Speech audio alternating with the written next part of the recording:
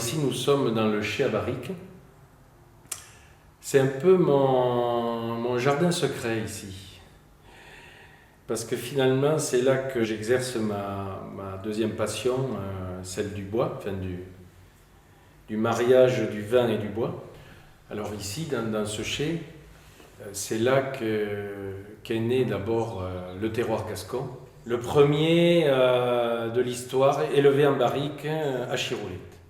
La relation entre le vin et le bois, c'est fondateur à Chiroulette finalement. Il n'y avait qu'une façon de dompter cette puissance, cette matière, c'était la barrique. Voilà. Arrondir les angles, complexifier. Et là, je me suis dit, il faut la polir. Et l'élevage en barrique, c'est un peu ça. C'est un polissage. Amener une touche supplémentaire de complexité, tout en préservant l'expression du terroir, de ce cru, de ce climat, de ces terres.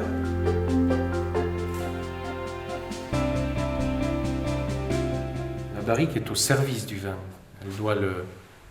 Elle doit l'anoblir, le révéler.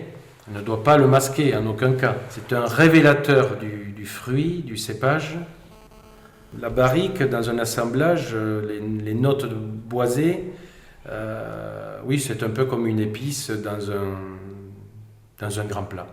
Notre histoire, notre recherche permanente de l'expression de ce terroir à travers les rouges, s'est faite avec ce Moreau.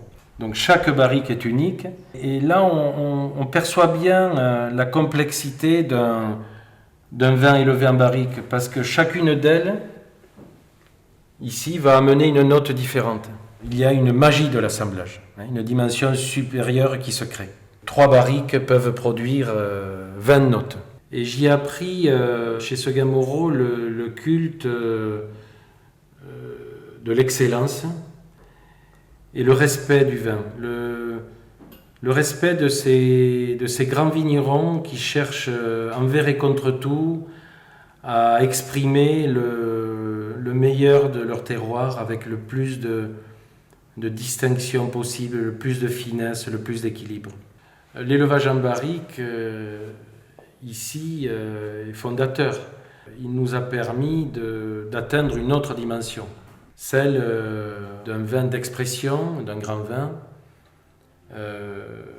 avec plus de complexité, plus de longueur et une race, un équilibre, une personnalité.